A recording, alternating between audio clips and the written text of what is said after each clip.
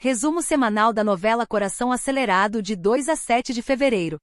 Segunda. Agrado está diante do espelho e o que ela vê não é mais apenas a metade de uma dupla que rala para conseguir um espaço nos palcos. O reflexo devolve a imagem de uma estrela que está prestes a explodir, mas o preço dessa explosão pode ser a destruição de tudo que ela construiu até aqui. O brilho nos olhos de Tom Bastos quando olha para ela não é um brilho comum. Não é a admiração de fã. É o olhar de um lobo do mercado fonográfico que acabou de encontrar uma mina de ouro e não pretende dividir o lucro com mais ninguém. Tom é um homem que respira a indústria, que sabe exatamente qual nota atinge o coração do público e qual contrato enche o bolso dos empresários. Ele enxergou em Agrado uma aura que João Raul nunca vai conseguir alcançar, por mais que ele se esforce, por mais que ele componha, por mais que ele esteja ao lado dela desde o começo de tudo. Tom Bastos não é homem de fazer rodeios ou de perder tempo com gentilezas desnecessárias. Ele chega com o peso de sua autoridade, com o histórico de quem já transformou anônimos em lendas, e joga a bomba no colo de Agrado sem qualquer anestesia. O veredito dele é claro, frio e direto. Ela precisa se lançar sozinha. O mundo não quer uma dupla, o mundo quer a voz dela. Tom afirma com todas as letras que Agrado deve seguir o caminho solo e deixar João Raul para trás. Para o empresário, João é apenas um peso morto, uma âncora que impede o navio de Agrado de navegar por águas internacionais. Ele pinta um cenário de luxo, de capas de revista e de estádios lotados, onde só existe espaço para uma pessoa no centro do holofote. João Raul, que não é bobo e conhece o cheiro de traição de longe, percebe o movimento estranho. Ele sente o chão tremer sob seus pés a cada vez que vê Tom cochichando no ouvido de sua parceira. O desconforto dele é visível, é físico. Ele tenta disfarçar a insegurança, tenta manter a postura de líder da dupla, mas o medo do abandono começa a corroer suas certezas. Ele sabe que se Tom Bastos colocar as mãos na carreira de Agrado de forma individual, o destino da dupla está selado e ele será apenas uma nota de rodapé na história de sucesso dela. O clima entre os dois, que antes era de total sintonia, começa a ficar carregado de palavras não ditas e de olhares que se desviam. Enquanto a tempestade se forma no mundo da música, nos bastidores da fazenda o jogo de sedução é silencioso e perverso. Zilá não dá ponto sem nó e ela sabe exatamente onde estão as fraquezas dos homens daquela região. Com a ajuda estratégica e maldosa de Sinara, que conhece cada corredor e cada segredo daquela casa, Zilá começa a cercar a Laurzinho. É um jogo psicológico de gato e rato. Sinara orienta cada passo, cada perfume usado, cada frase solta no momento certo para desarmar o herdeiro. Zilá se aproxima como quem não quer nada, mas com o objetivo certeiro de prender a Laor em uma teia de desejo e manipulação da qual ele não terá forças para escapar. Ela usa a vulnerabilidade dele, a carência de um rapaz que vive sob o peso do sobrenome, para se tornar indispensável. Só que o destino adora pregar peças e o coração de Alaor está apontando para uma direção completamente oposta aos planos de Zilá e Sinara. Marcela se aproxima dele com uma naturalidade que assusta quem observa de fora. Não existe artifício no jeito dela, apenas uma conexão genuína que começa a florescer entre conversas triviais e encontros inesperados. Existe uma eletricidade ali que não estava no roteiro de ninguém. Alaor se sente vivo perto de Marcela, sente que pode ser ele mesmo sem as cobranças da família. Sinara observa esse movimento de longe e o seu estômago revira de ódio. Ela não aceita essa aproximação. Para ela, Marcela é uma intrusa, um obstáculo perigoso que precisa ser removido antes que essa semente de amor ganhe raízes profundas demais para serem arrancadas. No submundo das apostas e das promessas vazias, o clima é de velório para Valmir. Ele achou que a sorte estava ao seu lado, achou que poderia dobrar a banca, mas a realidade bateu a porta com a cara de Adilson. Adilson não é o tipo de homem que aceita desculpas ou que espera pelo próximo mês. Ele quer o que é dele e quer agora. A dívida de jogo se transformou em uma corda apertada no pescoço de Valmir. Ele olha para os lados e não vê saída. Não existe dinheiro, não existe prazo. Sob a pressão total de um homem que não tem medo de usar a força, Valmir é obrigado a tomar uma decisão que parte seu coração. Ele entrega a única coisa que realmente possuía, o seu símbolo de liberdade e de orgulho. A motocicleta passa para as mãos de Adilson. O barulho do motor indo embora, pilotado por outro homem, é o som do fracasso absoluto de Valmir. Ele fica ali, parado na poeira, sentindo o vazio de quem perdeu a dignidade em uma mesa de bar. De volta ao luxo e à tensão dos escritórios de música, o confronto final começa a se desenhar. Agrado está dividida. De um lado, anos de estrada, de fome compartilhada e de sonhos construídos tijolo por tijolo com João Raul. Do outro, a promessa de um futuro brilhante que ela nunca ousou imaginar. Ela tenta manter a lealdade. Ela diz a Tom, com a voz ainda trêmula, que vai seguir com o álbum em dupla. Ela tenta se convencer de que João Raul é essencial para sua sonoridade, para sua identidade. Mas o veneno de Tom Bastos já entrou na corrente sanguínea. Ele é persuasivo. Ele sabe onde tocar para ferir o ego e despertar a ambição. Agrado acaba cedendo em um ponto crucial. Ela aceita que Tom seja seu empresário, mesmo que a dupla continue. É o primeiro grande passo para o abismo. Ao aceitar Tom, ela coloca um espião, um sabotador, dentro da relação de confiança que tinha com João. Sinara continua sua vigília de ódio. Ver a Laura e Marcela trocando olhares e compartilhando sorrisos é como levar chicotadas na alma. Ela sabe que se não agir de forma drástica e rápida, vai perder o controle sobre o rapaz e, consequentemente, sobre o futuro que ela planejou para si mesma naquela fazenda. A inveja e o medo de perder o status movem cada pensamento sombrio de Sinara. Ela começa a arquitetar formas de difamar Marcela, de criar situações que façam a Laura duvidar do caráter da moça. É uma guerra fria onde as armas são a fofoca e a distorção da verdade. Em um momento de extrema fragilidade, ou talvez de uma clareza dolorosa que ela não consegue mais esconder, Agrado procura Eduarda. As paredes daquele lugar parecem ter ouvidos, mas Agrado precisa desabafar antes que exploda. Ela confessa para a amiga que a ideia do álbum solo não sai mais da sua cabeça.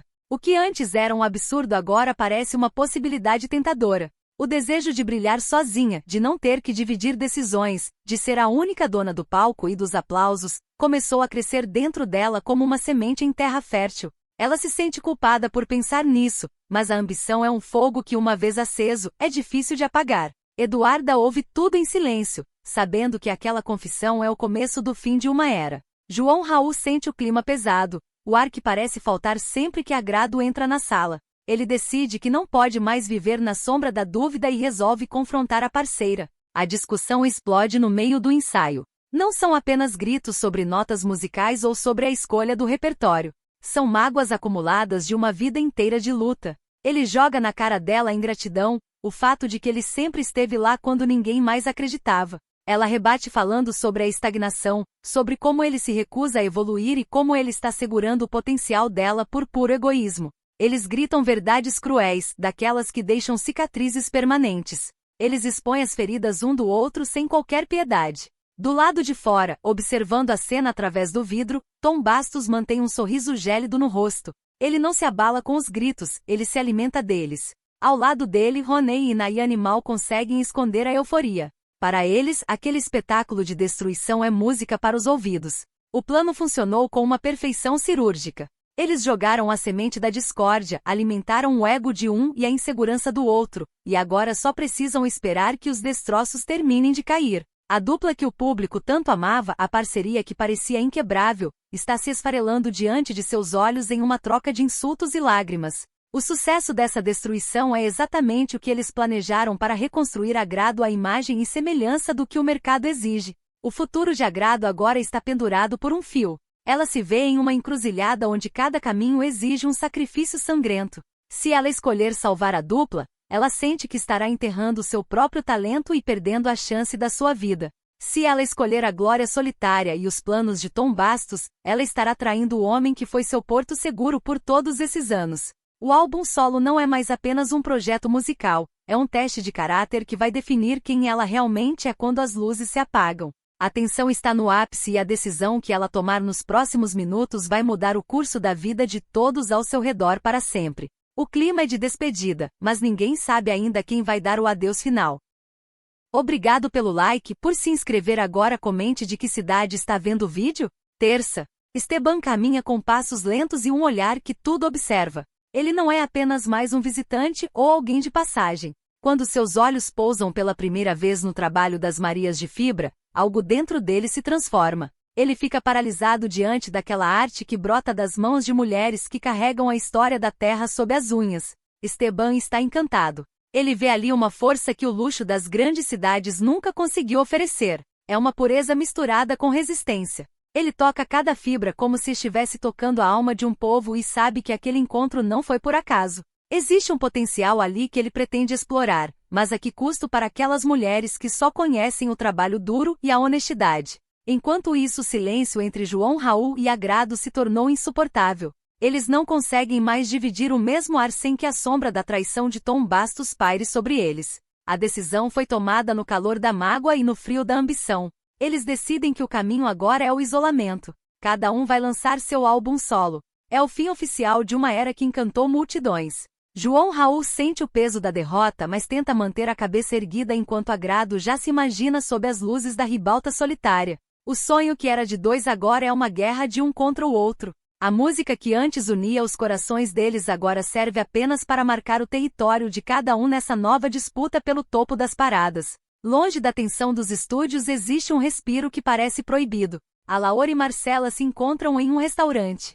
O ambiente é acolhedor, mas a tensão emocional entre os dois é elétrica. Eles tentam falar sobre amenidades, mas os olhos entregam que existe algo muito mais profundo em jogo. Marcela sente que Alaor é o porto seguro que ela nunca teve e ele enxerga nela a liberdade que a família tenta lhe roubar todos os dias. Cada toque acidental de mão sobre a mesa faz o mundo ao redor desaparecer. Só que esse encontro não é tão secreto quanto eles imaginam e o perigo de serem descobertos por Sinara ou Zilá ronda cada prato servido. O amor deles é uma flor que tenta nascer no meio de um campo de espinhos. João Raul tenta se concentrar no trabalho, mas o coração está apertado por outro motivo. Ele não consegue falar com Valmir. O celular chama até cair na caixa postal e o pressentimento é de que algo muito grave está acontecendo. O que João Raul não sabe é que Valmir desceu o último degrau da dignidade humana. Mesmo depois de perder a motocicleta, ele não parou. O vício em jogo é uma besta faminta que nunca se satisfaz. Valmir está novamente diante de Adilson. O clima é de fumaça e desespero. Ele faz novas apostas e o valor agora é alto demais para qualquer homem comum pagar. Adilson sorri porque sabe que agora Valmir é seu escravo por tempo indeterminado. Na casa grande o clima é de uma falsa harmonia que beira o ridículo. Zilá e Nayane organizam um jantar em família para Alaorzinho. Elas querem marcar território e mostrar quem manda no destino do rapaz. Janete observa tudo do canto da sala e o incômodo dela é quase físico. Ela vê através das máscaras de bondade de Zilá e Nayane. Ela sabe que aquele jantar é uma encenação para prender Alaor de vez nos planos da família. O tilintar dos talheres soa como marteladas em um tribunal. Janete tenta intervir com o olhar, mas Alaorzinho parece hipnotizado pela atenção que está recebendo. O veneno é servido em taças de cristal e o rapaz bebe sem saber que está selando seu próprio destino. Enquanto a tragédia se desenha em alguns cantos, a luz brilha intensamente no palco do Mequetrefe. Eduarda finalmente tem o seu momento. Ela sobe ao palco com o medo nos olhos, mas a voz sai como um trovão. O show é um sucesso absoluto. O público vai ao delírio com cada nota e cada movimento. Ela sente pela primeira vez o que é ser amada por estranhos e o poder que a música tem de transformar a realidade. O sucesso no Mequetrefe é o sinal de que a vida dela nunca mais será a mesma. Ela se torna a nova sensação da noite e isso vai despertar a inveja de muita gente que achava que ela seria apenas uma coadjuvante na vida de Agrado. Mas a noite reserva o golpe final para quem achava que já tinha visto de tudo. Agrado está chegando em casa e o silêncio da rua é cortado pelo barulho de um carro que estaciona de forma bruta. Ela se esconde nas sombras e o que vê faz seu sangue congelar nas veias. Valmir desce do carro com o rosto pálido e o corpo trêmulo. Ele não está sozinho. Adilson desce logo em seguida com o olhar de quem veio buscar uma alma. Mas o pior vem depois. Um terceiro homem sai do veículo com uma arma em punho, e o cano de metal brilha sob a luz amarela do poste. Agrado abafa um grito. Ela percebe que a dívida de Valmir não é mais sobre dinheiro ou bens materiais. É sobre a vida. Ela vê o irmão ser levado para dentro de casa sob a mira de um revólver e entende que o pesadelo da família está apenas começando. A segurança que ela achava que o sucesso traria se desfaz diante da violência bruta da realidade.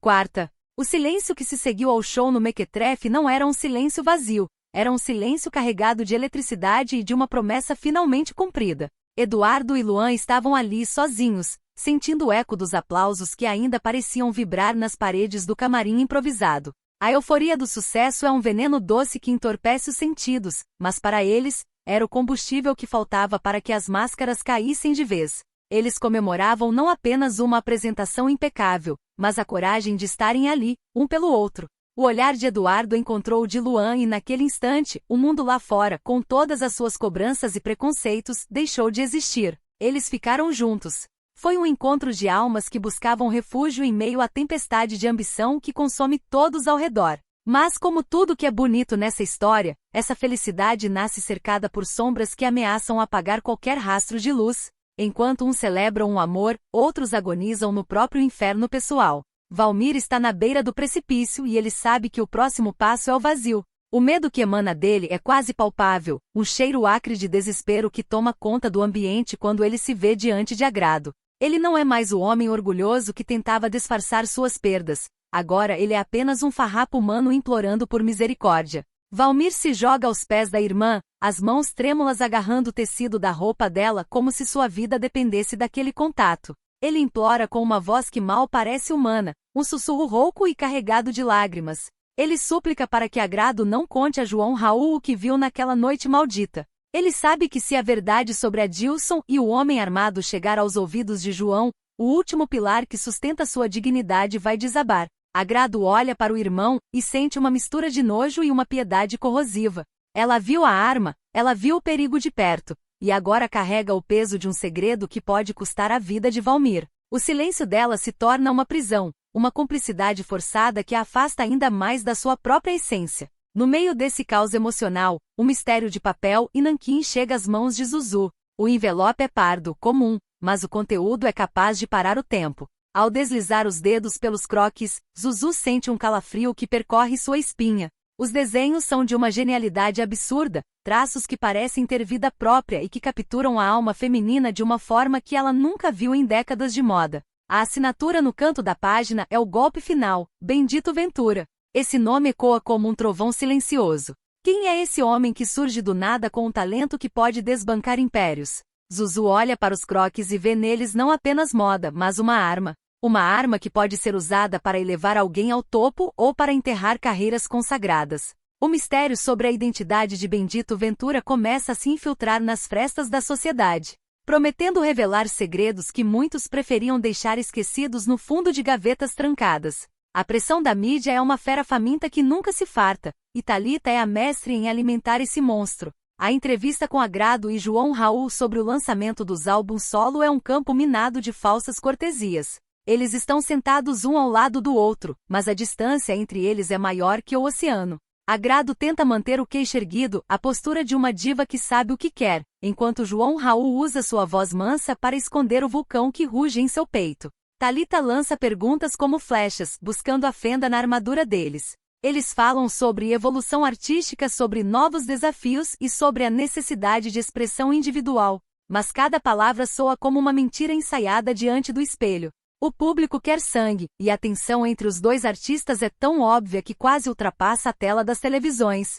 Eles são dois estranhos compartilhando o mesmo passado, lutando por um futuro onde apenas um poderá ser o rei da montanha. Mas a máscara de João Raul, que ele tanto se esforçou para manter impecável, cai de forma devastadora para Agrado. Em um mundo feito de aparências, a verdade sempre encontra um jeito de rastejar para fora. Agrado descobre o impensável. Enquanto ela lutava para manter a dupla unida, enquanto ela sofria com as pressões de Tom Bastos, João Raul estava nos braços de Nayane. Não foi um erro de um momento, foi uma noite inteira de entrega e segredos guardados sob o manto da hipocrisia. Saber que ele passou uma noite com a mulher que é a personificação de tudo o que eles deveriam combater é como sentir o gosto de cinzas na boca. O nojo que Agrado sente é físico. Ela olha para João e não vê mais o parceiro de sonhos, vê apenas um traidor que dormiu com o inimigo e teve a audácia de continuar olhando em seus olhos todos os dias. A lealdade, que era o cimento daquela dupla, agora é apenas pó.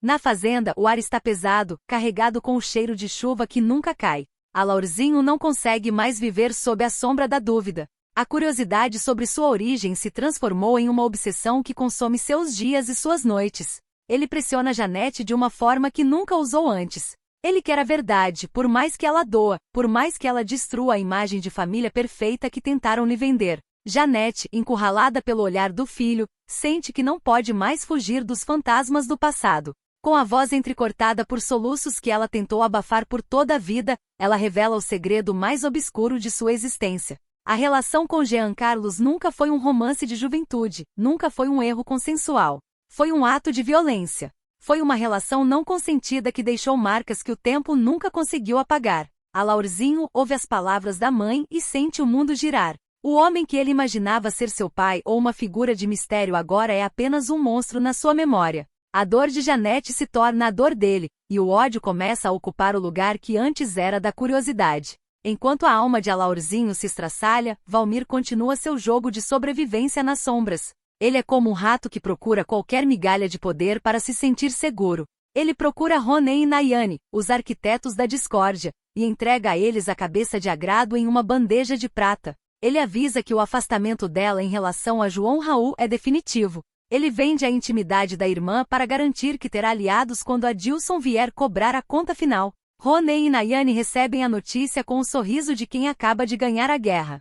Para eles, Agrado isolada é uma presa fácil. Eles celebram a destruição da dupla como se fosse uma conquista pessoal, sem se importar com os cadáveres emocionais que deixam pelo caminho. Mas o destino guarda uma surpresa amarga para Zilá, a mulher que se julga intocável no topo de seu pedestal de luxo. Ela está preparada para a glória, para os aplausos da crítica, mas o que recebe é o desprezo. Marcela e Eva entram na sala com a postura de quem carrega um veredito de morte. Elas comunicam a Zilá que sua linha de roupas, aquele projeto que ela considerava sua obra-prima, foi sumariamente rejeitada pelos grandes compradores. O mercado virou as costas para ela. A moda de Zilá é considerada ultrapassada, sem alma, um reflexo de uma mulher que perdeu o contato com a realidade. O choque no rosto de Zilá é profundo. Ela sente o chão sumir, e o ódio que ela já sentia por Marcela se transforma em uma chama incontrolável. Ela não aceita o fracasso e em sua mente doentia, a culpa é de todos, menos dela mesma.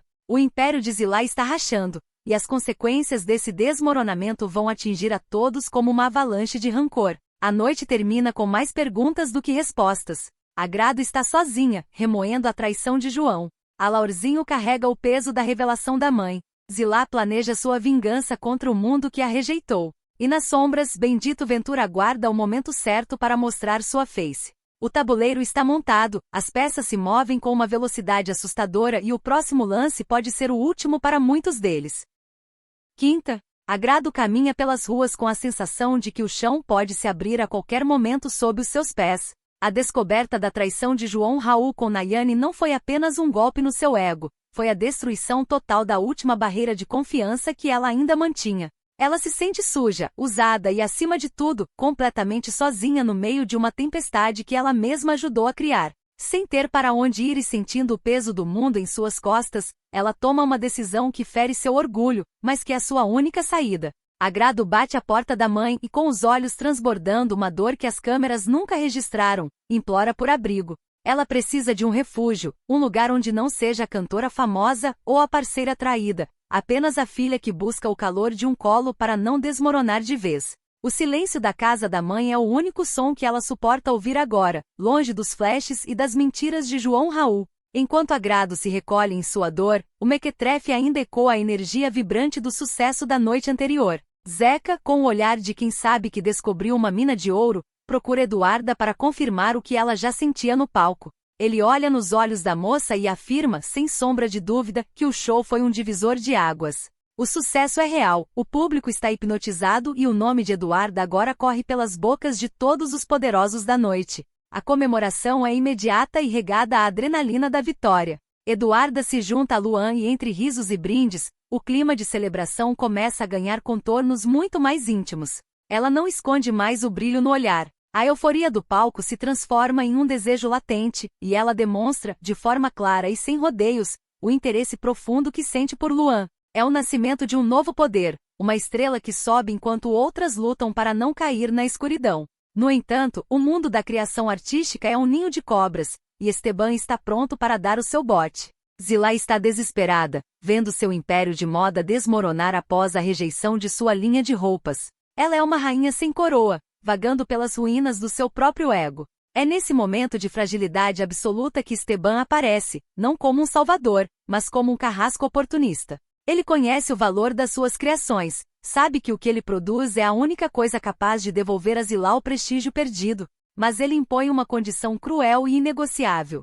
Para ajudar Zilá a se reerguer, Esteban exige levar todo o crédito por suas criações. Ele quer o reconhecimento, quer o nome no topo, e Zilá se vê diante de um pacto fáustico. Ou ela aceita ser a sombra de um homem que ela sempre subestimou ou amarga o esquecimento eterno. A humilhação de Zilá é completa, mas a fome de poder fala mais alto que a dignidade. A notícia que todos esperavam, mas que ninguém queria ouvir em voz alta, finalmente ganha as ondas do rádio e as telas das televisões. Thalita, com seu tom de voz que mistura sensacionalismo e uma frieza profissional assustadora, faz o anúncio que para o país é oficial. O relacionamento de Agrado e João Raul chegou ao fim. Não existe mais dupla, não existe mais casal, não existe mais a promessa de um futuro juntos. As palavras de Thalita ecoam como marteladas em um caixão, selando o destino de uma parceria que parecia eterna. O público entra em choque, as redes sociais fervem, e a marca Agrado e João Raul começa a se desintegrar diante dos olhos de milhões de fãs.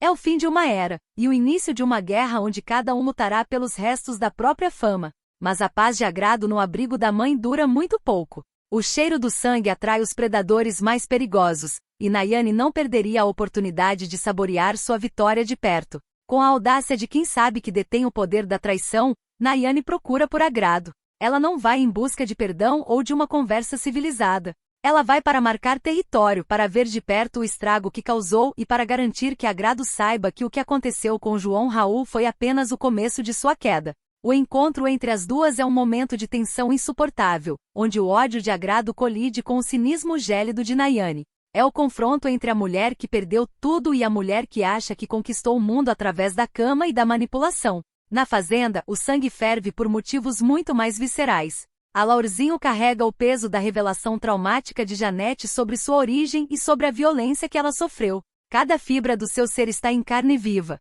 Quando ele vê Palhares, o radialista, se aproximando de Janete com uma intimidade que ele julga desrespeitosa, o vulcão dentro dele entra em erupção. Ele não vê apenas um homem falando com sua mãe, ele vê todos os abusos do passado, vê a vulnerabilidade de Janete sendo novamente exposta. O ódio cego toma conta de Alaorzinho. Sem pensar nas consequências, sem ouvir a razão, ele avança contra Palhares. A agressão é brutal. Um descarregamento de toda a frustração e dor que ele acumulou desde que descobriu a verdade sobre Jean Carlos. Os golpes de Alaorzinho não são apenas contra o radialista, são contra o destino cruel que marcou a história de sua família. O escândalo explode no meio da fazenda e o rapaz, em sua busca desesperada por proteger a honra da mãe, acaba se tornando o vilão de uma situação que ele não consegue mais controlar. A violência deixa marcas profundas, e a segurança de Janete agora está ameaçada pela fúria incontrolável do próprio filho.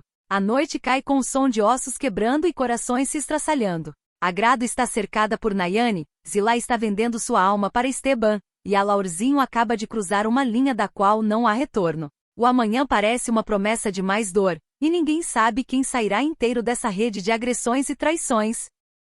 Sexta. O cerco está se fechando de uma forma que o ar parece faltar nos pulmões de quem transita pelos corredores dessa história. O clima de sexta-feira não traz alívio, traz o peso das escolhas erradas que agora cobram seu preço em sangue e humilhação. Adilson não é um homem de paciência, e sua figura sombria paira sobre Valmir como uma sentença de morte que se recusa a ser adiada. A pressão é psicológica, bruta, direta. Valmir sente o cano frio da realidade encostado em sua nuca a cada segundo. Ele olha para os lados e só vê muros altos. O medo de ser descoberto por João Raul não é apenas o medo de uma bronca ou de uma decepção fraternal.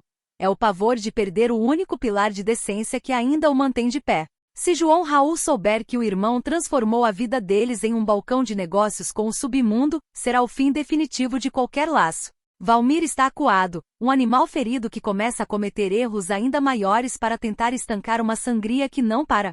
Enquanto o desespero consome Valmir, o cinismo dita as regras para Nayane. Ela é uma jogadora que sabe aproveitar o vácuo deixado pela dor. Com a separação de Agrado e João Raul anunciada para o mundo, ela enxerga a fresta aberta na alma ferida do cantor. Nayane não chega com as garras de fora, ela chega com a máscara da compreensão. Ela se reaproxima de João Raul com passos de veludo, oferecendo um ombro amigo, uma escuta atenta e aquele conforto perigoso que só os vilões sabem simular. Ela finge ser a única pessoa capaz de entender o sofrimento dele, a única que não o julga pelas escolhas da carreira solo. É um jogo de sedução disfarçado de amizade, um veneno administrado em doses homeopáticas para garantir que, quando João Raul perceber quem ela realmente é, já seja tarde demais para se libertar. Na fazenda, o silêncio de Zilá é sempre um sinal de perigo. Ela possui um faro aguçado para a podridão alheia, talvez por carregar tanto dela em si mesma. Ao observar o estado de nervos de Alaorzinho e os hematomas invisíveis que a agressão a Palhares deixou na dinâmica da casa, ela liga os pontos com uma precisão cirúrgica. Zilá deduz, sem que ninguém precise lhe dizer uma única palavra, que a explosão de violência de Alaorzinho tem um nome e um motivo: Janete. Ela percebe que o rapaz está agindo como um escudo humano para a mãe, e isso lhe dá uma arma nova e poderosa. Saber que o ponto fraco de Alaorzinho é o segredo de Janete é tudo que Zilá precisava para manter o controle sobre o herdeiro que insiste em escapar de suas mãos. Mas a cena que vai mudar o rumo das alianças acontece sob a luz pálida de um encontro clandestino. Agrado, ainda tentando se recuperar do impacto de sua própria ruína emocional, acaba presenciando o impensável. Ela flagra o exato momento em que Valmir, em um ato de desespero absoluto para ganhar tempo com Adilson, entrega um troféu. Não é um objeto qualquer. É uma peça que carrega a história, o suor e as conquistas de João Raul. É o símbolo de anos de luta da dupla, algo que deveria ser sagrado. Ver o próprio irmão roubando a memória de João para pagar dívidas de jogo quebra algo dentro de Agrado que ela nem sabia que ainda estava inteiro. O choque se transforma em uma necessidade urgente de verdade. Mesmo com o coração dilacerado pela traição de João com Nayane, o senso de justiça de Agrado fala mais alto. Ela procura o ex-namorado. O encontro é carregado de uma eletricidade estática, um misto de nojo, saudade e a urgência de avisar que o inimigo está dentro de casa. Enquanto isso, Janete tenta buscar um pouco de paz, ou talvez um pouco de fuga, ao lado de Palhares. Eles visitam a região do Caturama, um lugar que deveria trazer o frescor da natureza, mas que para Janete parece apenas mais um cenário onde ela tenta esconder as cicatrizes de sua alma. Palhares tenta se aproximar, tenta ser o bálsamo para as feridas que Alaorzinho tentou defender com os punhos. Mas o passado de Janete é um fantasma que não aceita ser deixado para trás. Cada gesto de carinho parece um lembrete da violência que ela sofreu, e a viagem, que deveria ser um acalento, torna-se um exercício doloroso de convivência com o que restou de sua própria vontade.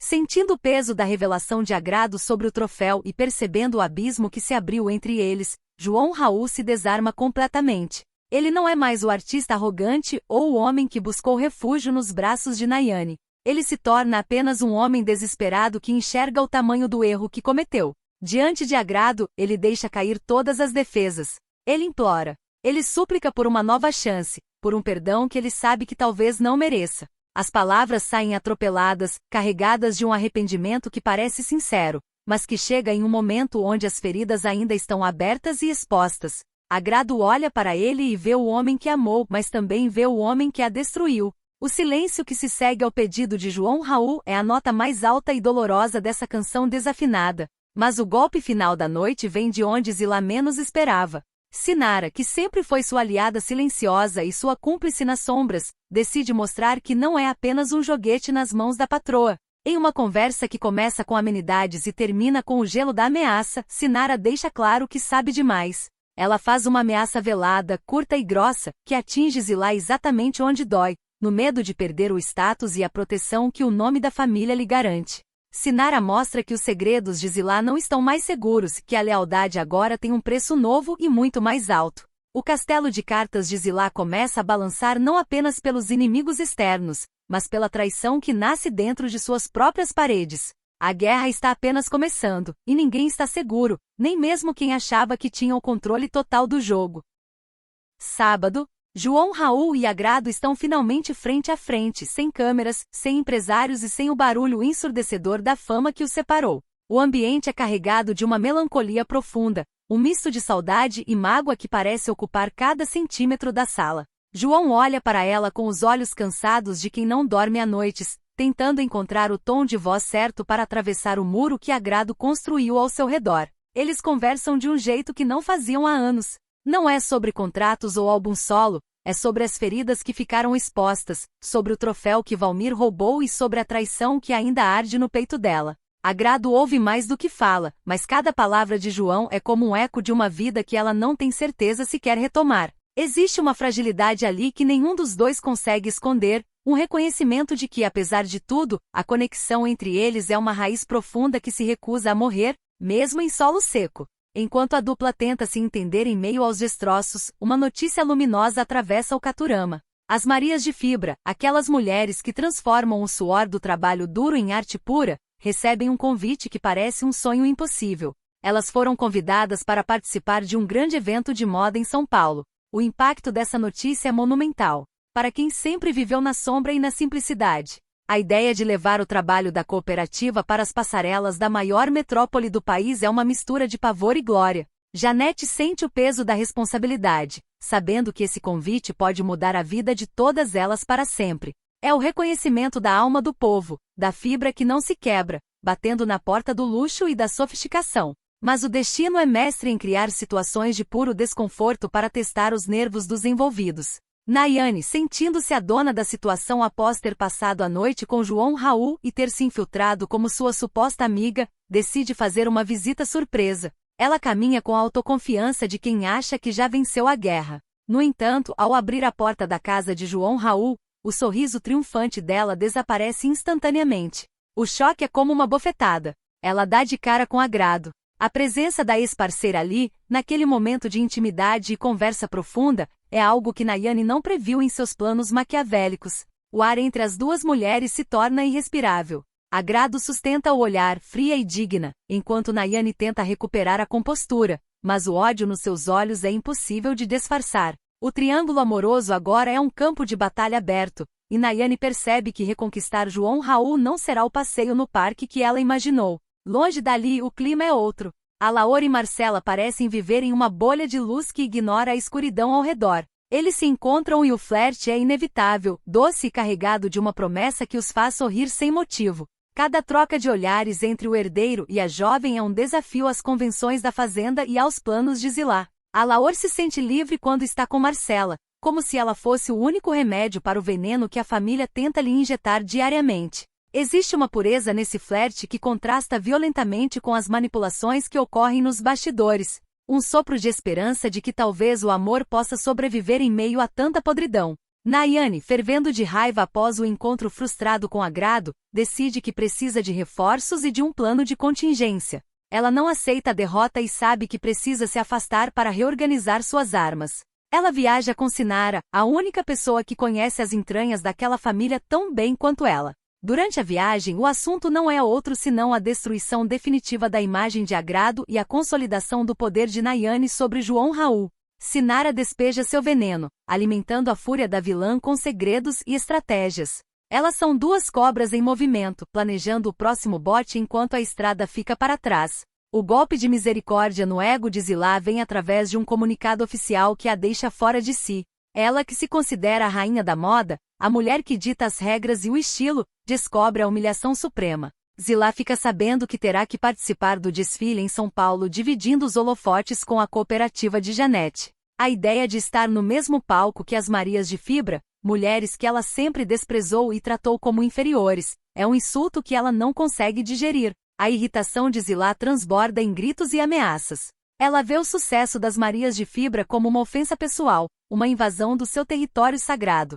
Para Zilá, o desfile em São Paulo não é mais uma oportunidade de consagração, mas um campo de guerra onde ela fará de tudo para boicotar e destruir o trabalho de Janete antes que o mundo descubra que a verdadeira arte não está no luxo vazio de Zilá, mas na fibra honesta das mulheres do Caturama. O sábado encerra com a tensão atingindo o ponto de ebulição. Agrado e João Raul tentam remendar o passado, enquanto Nayane e Sinara conspiram nas sombras. Zilá prepara sua vingança contra Janete, e o desfile em São Paulo promete ser o cenário de uma das maiores batalhas que essa história já viu. Ninguém sairá ileso dessa viagem rumo ao topo. Obrigado por ver o vídeo até aqui, isso ajuda muito a gente crescer, e que os vídeos sejam vistos por mais pessoas, claro, se você deu like e se inscreveu no nosso perfil. Se tiver tempo, veja os outros vídeos das outras novelas que temos no canal.